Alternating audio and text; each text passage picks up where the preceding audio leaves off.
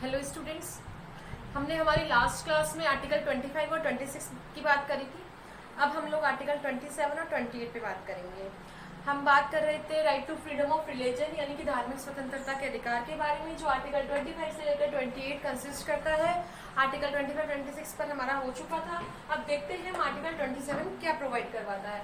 Article 27 बात करता है किसी विशिष्ट धर्म की अभिवृद्धि के लिए करो मीन्स टैक्सेस के समुदाय के बारे में स्वतंत्रता। ये टैक्सेस के भुगतान के बारे में फ्रीडम प्रदान करता है। यहाँ से हमारे पास दो बातें निकल कर आती है। अगर हम लोग आर्टिकल 27 को पढ़ें तो दो बातें मेनली निकल कर आती है। फर्स्ट ये कि राज्य किसी व्यक्ति को विशेष धर्म या संप्रदाय की उन्नति के लिए कर देने हेतु बाध्य नहीं करेगा। मतलब राज्य किसी व्यक्ति को पर ये ड्यूटी इम्पोज नहीं करेगा कि वो किसी विशेष धर्म या संप्रदाय की उन्नति के लिए गवर्नमेंट को टैक्स पे करे। फर्स्ट। दूसरी जो इम्पोर्टेंट बात है वो ये है कि राज्य के पास जो कर आएगा, जो टैक्सेस, जो कलेक्शन ऑफ टैक्सेस राज्य के पास आएगा, कि वो किसी धर्म विशेष की अभिवृद्धि हेतु नहीं अपितु सामाजिक हित के लिए खर्च किया जाएगा। राज्य के पास जो भी कलेक्शन ऑफ टैक्सेस आता है उसका पार्ट राज्य जो है उसको किसी धर्म विशेष की अभिवृद्धि के लिए खर्च नहीं करेगा। किसके लिए करेगा? सामाजिक हित के लिए उसको खर्च करेगा।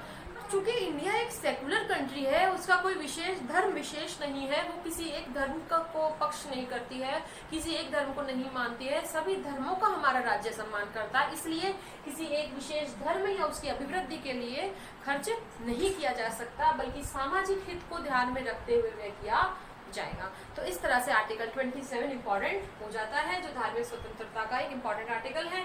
फिर इसके साथ ही एक इम्पॉर्टेंट बात और मैं ये बताना चाहूंगी कि आर्टिकल 27 केवल करों से छूट प्रदान करता है। ठीक है, आर्टिकल 27 जो बात करता है वो केवल टैक्सेस की बात करता है, कर की बात करता है। ये फी को एक्सक्लूड नहीं कर रहा, ये शुल्क की बात नहीं कर रहा। अर्थात राज्य शुल्क फीस जो है वो इम्पोज कर सकता है।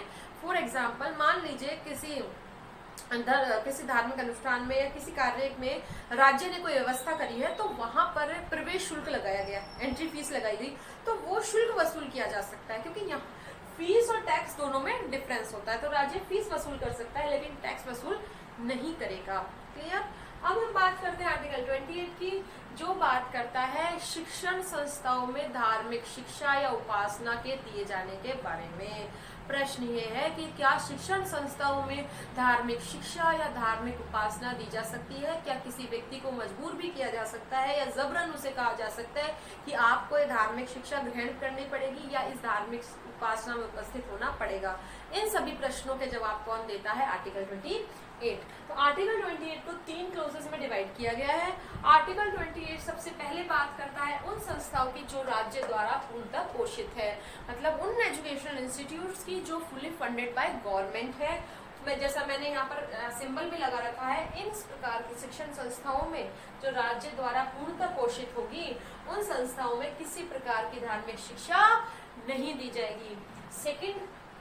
सेकेंड बात आती है धार्मिक मानकों के आधार पर या फिर न्यास के अधीन स्थापित संस्थाओं की, जिसका कि प्रशासन राज्य द्वारा किया जाता है।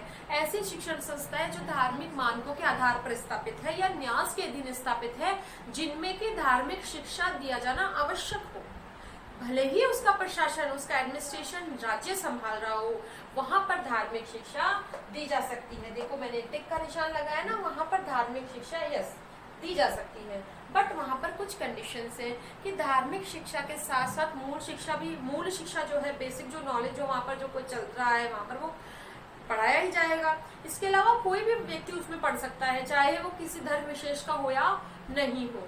और दूसरी इंपॉर्टेंट बात यहाँ पर ये है कि इस प्रकार की जो सेकंड कैटेगरी है, इस प्रकार की संस्थाओं में किसी भी प्रकार की धार्मिक शिक्षा जबरन नहीं दी जा सकती। मतलब व्यक्ति स्वेच्छा से वॉलंटरीली उनमें उस धार्मिक शिक्षा को ग्रहण करना चाहे या उस धार्मिक उपासना में उपस्थित होना चाहेगा, अगर वो स्वैच्छिक, तो ही उस धार्मिक शिक्षा को वो ले सकता है या उपासना में उपस्थित हो सकता है।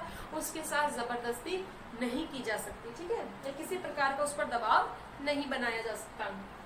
तीसरी कैटेगरी में राज्य से मान्यता प्राप्त, मतलब ऐसे educational institutes which are recognised by government, जो राज्य से मान्यता प्राप्त है या राज्य से सहायता प्राप्त है, उन शिक्षण संस्थाओं में भी धार्मिक शिक्षा दी जा सकती है, लेकिन वो स्वैच्छिक है।